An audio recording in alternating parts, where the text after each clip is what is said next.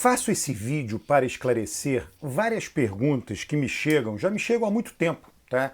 Tenho esse grupo, né, um imenso grupo, vários grupos, o Bastidor da Política, milhares de pessoas, Twitter, outros grupos também fechados. As pessoas me perguntam e eu disse, bom, tem que fazer um vídeo um pouco mais longo, né? Mais longo, enfim. Esses 10 minutos que eu sempre faço aqui no YouTube, que explique pesquisas eleitorais.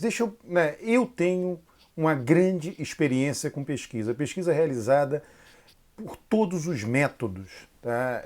Eu não gosto de fazer pesquisas para publicação, não que não faça em absoluto, né? Mas evito ao máximo. Eu prefiro fazer pesquisas internas, pesquisas estratégicas, né? Por que eu não gosto de fazer para publicação? Porque você entra demais no jogo. Eu não quero entrar em nenhum jogo político, né? Eu prefiro fazer assessoria técnica, né? E assessoria técnica, as pesquisas são internas, né? E a pesquisa interna, né, dá para mim uma margem de manobra maior. Quando você faz pesquisa para divulgação, ela fica muito engessada. O cliente vai criar junto com você séries temporais, né? E acaba que, por mais criativo que você tente ser, né, há um engessamento do que pode ou não ser perguntado. A pesquisa interna não, a margem de manobra para perguntar é muito maior. Eu acabo de lançar esse livro, né, A Mão e a Luva, o que elege um presidente. Tudo que eu aprendi sobre eleitorado se deve a pesquisas internas. Estão lá várias delas, né? Nas quais eu tive uma margem de manobra infinita, imensa, né? Total margem de manobra para colocar qualquer pergunta que eu desejasse. A pesquisa publicada, isso não é possível, tá? Porque a tomada de decisão do que entra da pesquisa, ela vai além daquele, né, que é contratado, né? Enquanto que a interna fica muito na mão de quem é contratado. Né, a pessoa diz, eu quero resolver esse problema, se vira, né, e eu vou lá e faço as perguntas necessárias para a pessoa resolver o problema. Ao passo que a publicada, o problema está dado, o problema é ter audiência. Então as perguntas são engessadas por conta disso. Eu tenho livros que tratam muito de pesquisa, A Cabeça do Eleitor trata demais de pesquisa, como é feita a pesquisa, até nos tempos passados, né, quer dizer, na verdade, né, pesquisa presencial, né, mas a lógica está lá, é a mesma, né? Neste livro, A Cabeça do Eleitor, tem um capítulo sobre a controvérsia das pesquisas, o ponto de vista de quem faz a pesquisa, o ponto de vista de quem contrata a pesquisa, o ponto de vista da mídia, o ponto de vista dos políticos. Tem uma discussão longa sobre isso, um capítulo que trata disso. Eu tenho um livro mais curtinho, né? Erros nas pesquisas eleitorais de opinião, que tratam de erros não amostrais. O que são os erros não amostrais? Todos aqueles que não estão na margem de erro. O erro amostral é aquele que diz, olha, tem intervalo de confiança de 95%, margem de erro de 5 pontos percentuais, 5%, né? Aqui é erro não amostral, ordem da pergunta no questionário, erro de cadastro, né? Tem agora um assunto que está sendo muito debatido, eu tenho um capítulo inteiro sobre isso, né? Medição do conceito de esquerda e direita, está aqui o título do capítulo, a dificuldade de se mensurar em conceitos complexos e de relacioná-los com o comportamento político, o caso do conceito da ideologia esquerda-direita. Né? Então, assim, né, eu sou um estudioso, toco, né, eu me envolvo em pesquisa tanto do ponto de vista teórico como estudioso, quanto do ponto de vista prático de realizador de pesquisas, para a compreensão da sociedade. Né? Nós vemos toda essa polêmica das pesquisas, a Telefônica é isso, percentual subiu, não sei o que lá. Né? Eu procuro, né, sair dessa polêmica e dizer, eu tenho divulgado na minha conta de Twitter, no grupo Bastidor da Política, nos grupos do Bastidor da Política, a média das pesquisas.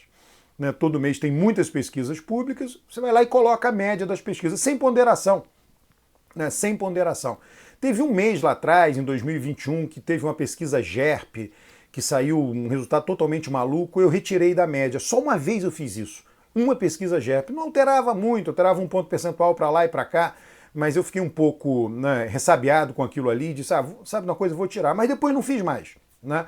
Então tem ali uma centena de pesquisas, desde que essa média começou a ser feita. Né, é uma pessoa de Pernambuco que gentilmente faz essa média, o Maurício Romão, né, Costa Romão, né? E eu divulgo sempre essa média nos grupos, né? E eu trabalho com isso. Tem diferença entre telefônica e presencial? Tem diferença, né?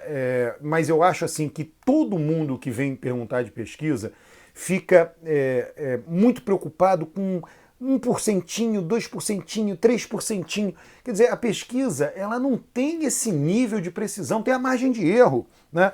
Não só tem a margem de erro amostral, mas tem os erros não amostrais. Então as pessoas idealizam muito pesquisas. As pesquisas têm ruídos, têm erros, né? Tem erros, tem dois tipos de erro, né? O erro sistemático, olha, tem um livro excelente, né? Eu tenho ele também em português, mas em inglês, né? O Sinal e o Ruído, né? Do Nate Silver, né? Foi traduzido para o português. Tem esse livro, tem um livro recente também do Kahneman, né, que escreveu aquele Rápido e Devagar, um livro que fala de ruídos. A vida é cheia de ruídos, né? A pesquisa é cheia de ruídos. Então as pessoas ficam lá, 2, 3, não, qual pesquisa está certa, qual teoria? Olha, isso é um exagero, né? As pessoas estão... Eu fico vendo, inclusive, gente divulgando pesquisa com resultado na casa decimal, 34,5. Só tem uma justificativa para divulgar a pesquisa assim, não querer arredondar, né? Não, eu não quero arredondar, então eu vou divulgar o número que saiu, né? Só que aquele vírgula alguma coisa são 2 questionários, um questionário, né? Você arredonda, detalhe, aquele vírgula alguma coisa, a casa decimal, ela está dentro de qualquer margem de erro, então simplesmente arredonda-se, né? O que for vírgula até 4, né? 0,1, 2, 3 e 4, arredonda para baixo. O que for de 5 para cima, arredonda para cima. Né? Não vai mudar nada. Né? Só que as pessoas ficam com um certo receio. Né? Não faz o menor sentido divulgar em casa decimal.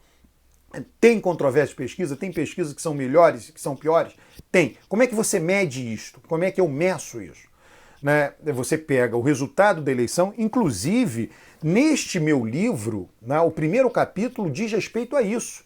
Peguei 3 institutos de pesquisa, peguei 580 pesquisas, prefeito, governador, presidente, e mensurei o quão distante as pesquisas ficavam do resultado. Isso já foi feito. Tá? E o motivo para isso, né? O que acontece? A pesquisa ela tem a obrigação de acertar quando ela está próxima da eleição. Agora ninguém sabe qual seria o resultado da eleição.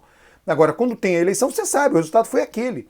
Então, olhando para trás, retrospectivamente, o Datafolha ficou muito próximo de resultados de pesquisas presidenciais.